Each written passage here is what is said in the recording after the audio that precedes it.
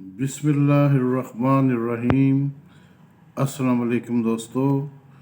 آپ دیکھ رہے ہیں یوٹیوب چینل اور میں ہوں آپ کا میزبان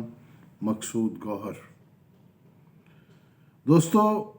امریکہ میں تو الیکشن کے بعد ہنگامہ آرائی کا سلسلہ شروع ہو چکا ہے۔ بر صغیر میں، ہمارے خطے میں یا ایشیا میں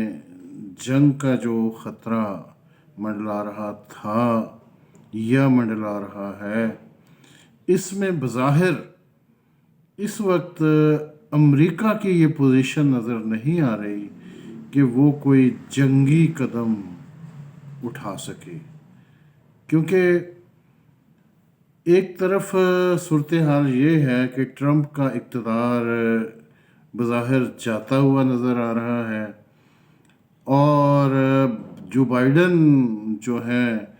حکومت بنانے کے جو مسائل ہیں یا مراحل ہیں اس میں پھنسے ہوئے ہیں، اور پورے ملک میں افراتفری کی پوزیشن ہے۔ واشنگٹن میں کرفیو کی پوزیشن بن چکی ہوئی ہے،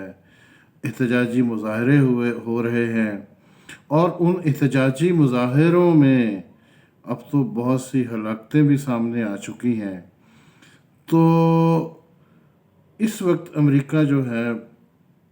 وہ اس پوزیشن میں نہیں ہے کہ جنگی حوالے سے ایشیا میں کوئی مداخلت کر سکے، لیکن جہاں تک ہمارے ایشیا کی صورتحال ہے، اسپیشلی سب کانٹیننٹ میں چلے جائیں، پاکستان اور انڈیا ایک دوسرے کے سامنے کھڑے ہیں، اس کے بعد پھر LAC لائن پر چائنی فوج بھی موجود ہیں، تو یہاں پر تناؤ کی جو پوزیشن ہے یا صورتحال ہے وہ بالکل اپنی جگہ اسی طرح قائم ہے۔ اب گزشتہ دنوں سب سے پہلے چینی صدر کا ایک ہنگامہ خیز بیان آیا، اور پھر اس کے بعد انڈیا نے جنگی حوالے سے کچھ اقدامات کیے، اور ان اقدامات کے حوالے سے پاکستانی فورسز جو ہیں یا پاکستانی افواج جو ہیں وہ تو پہلے سے ہی تیار ہیں، وہ کسی بھی متوقع جنگ کے لیے یا جنگی صورتحال کا سامنا کرنے کے لیے اپنے آپ کو ہائی الرٹ پوزیشن پر رکھے ہوئے ہیں، کیونکہ اگر چین اور انڈیا کی جنگ بھی ہوتی ہے تو لامحالہ پاکستان کی اس میں انوالومنٹ ہے، اور اگر انڈیا پاکستان کی جنگ ہوتی ہے تو پھر چائنا جو ہے اس کی اس میں انوالومنٹ لازمی ہے۔ تو ابھی جنگ کا جو ہے اس امریکن صورتحال کی وجہ سے جنگ کے امکانات ٹلے نہیں ہیں، ابھی خطرہ باقی ہے، موجود ہے۔ ہم بات شروع کرتے ہیں چینی صدر کے بیان سے، بلکہ بیان سے پہلے کی جو صورتحال تھی جب چائنا LAC لائن پر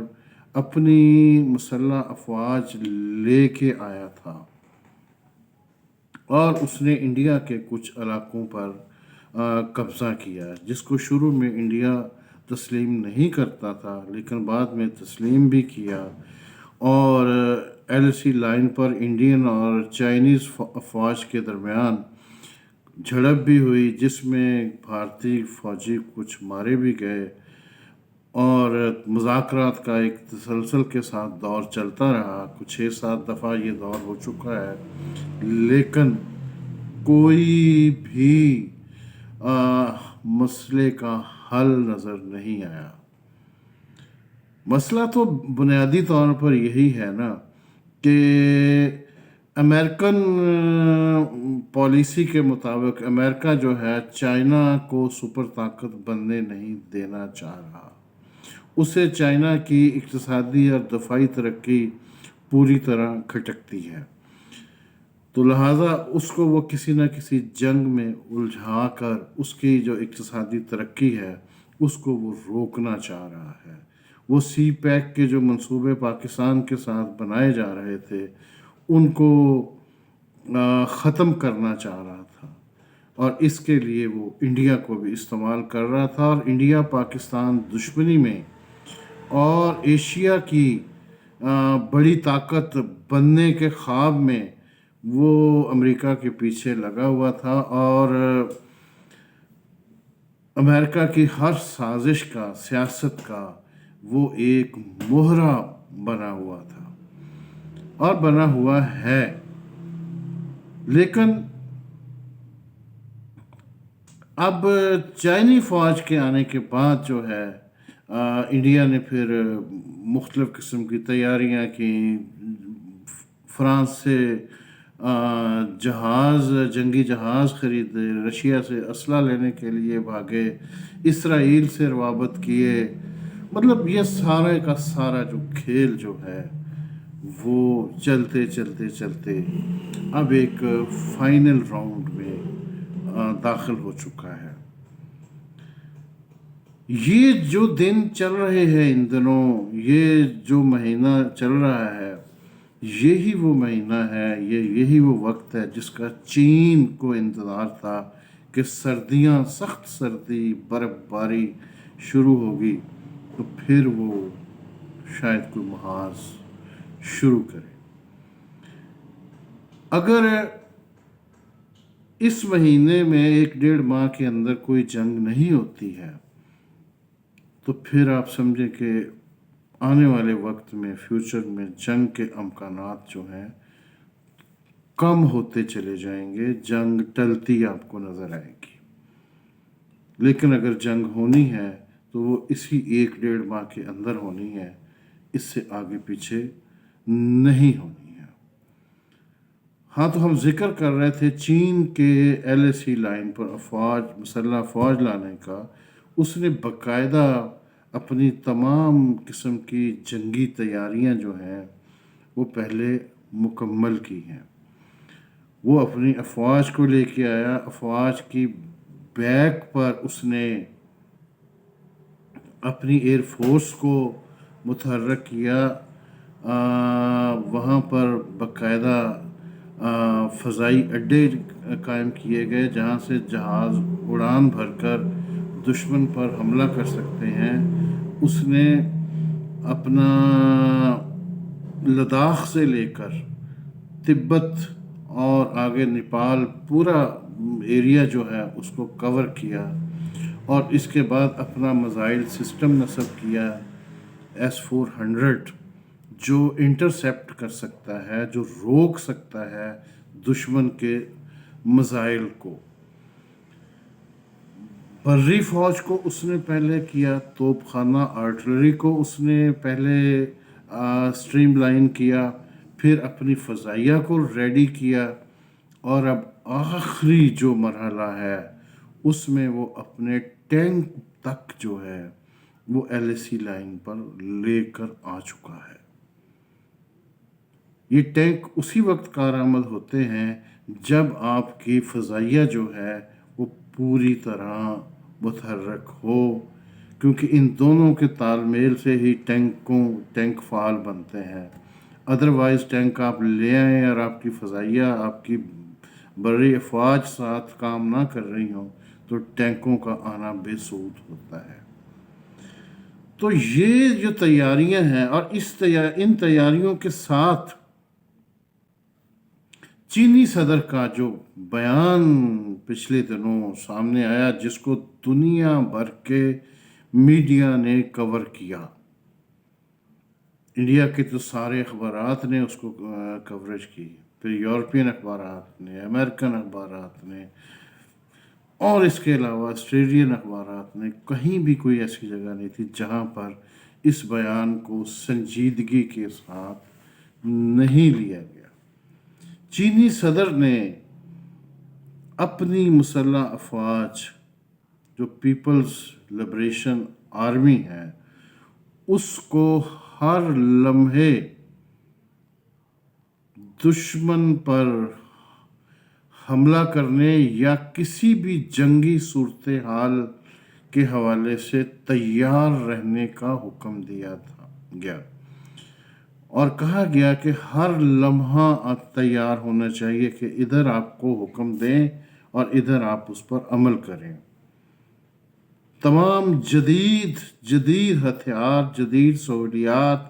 تمام اپنی افواج کو فراہم کرنے اور بارڈر لائن پر دشمن کا مقابلہ کرنے کے لیے اچھی ٹریننگ اور تربیت کی ضرورت پر زور دیا، اور پھر مسلح افواج کو یہاں تک کہہ دیا گیا کہ آپ اپنے ملک کے لیے جان کی قربانی دینے کے لیے بھی ہمہ وقت تیار رہے، یعنی ہر وقت تیار رہیں، کسی وقت بھی کسی بھی قسم کی صورتحال کے حوالے سے کہیں بھی حملہ کرنے کے لیے کہا جا سکتا ہے۔ انہوں نے دفاعی نقطہ نظر سے کوئی بیان نہیں دیا، انہوں نے اگریسو صورتحال کے حوالے سے اپنی سٹیٹمنٹ دی، جس کے بعد پوری دنیا اس وقت جو ہے وہ اب چائنا کی طرف دیکھ رہی ہے۔ چینی صدر کے اس بیان کے بعد انڈیا نے بھی پھر خصوصی اقدامات اب کرنے شروع کر دیے ہیں۔ سب سے پہلا جو اس نے کام کیا ہے وہ اگنی 5، اس کا یہ سب سے جدید، سب سے کامیاب جو میزائل ہے، جو ایٹمی ہتھیار لے کر بھی دشمن کے علاقے میں جا سکتا ہے، اور اس کی جو رینج ہے وہ چین کے ہر کونے پر پہنچ سکتا ہے، وہ یورپ تک پہنچ سکتا ہے، اور اس کی جو سپیڈ ہے وہ 29,000 میل فی گھنٹہ سے بھی زیادہ ہے۔ اور یہ سارے کا سارا جو ہے اس نے اپنی مسلح افواج، مطلب وہ بھی اپنا فضائیہ کو ہائی الرٹ کر چکا ہوا ہے، اپنی آرٹلری توپ خانہ وہ بھی اس کو بھی فوج کے ساتھ لا کر اس نے کھڑا کر دیا ہے، اور اس کے بعد جو فائنل کارروائی ہو سکتی ہے وہ یہ ہے کہ ایک ایسے میزائل کو بھی دشمن کی طرف رخ کر کے نصب کر دیا جائے، تاکہ دشمن کو اندازہ ہو کہ اگر آپ کی طرف سے کوئی کارروائی کی گئی تو ہم کہاں تک جا سکتے ہیں۔ اب چائنا کے پاس جو ہے اس کا مقابلہ کرنے کے لیے ایک ہی صورت ہے، وہ ہے انٹرسیپٹر کا استعمال، یعنی کہ اس میزائل کو جو انٹرسیپٹ کر سکتا ہے سسٹم، جس کو S-400 کہتے ہیں، وہ رشیا کے پاس بھی ہے، وہ چائنا کے پاس بھی ہے، لیکن انڈیا اور پاکستان کے پاس نہیں ہے۔ انڈیا کوشش کر رہا ہے کہ اسرائیل سے وہ سسٹم اس کو مل جائے، لیکن ابھی تک نہیں ملا۔ پاکستان کے پاس نہیں ہے، پاکستان بھی کوشش کر رہا ہے کہ اس کے پاس یہ انٹرسیپٹ سسٹم آ جائے اور دشمن کے اگنی میزائل کو روکا جا سکے۔ پاکستان اگر انڈیا کے اس میزائل کو روک نہیں سکتا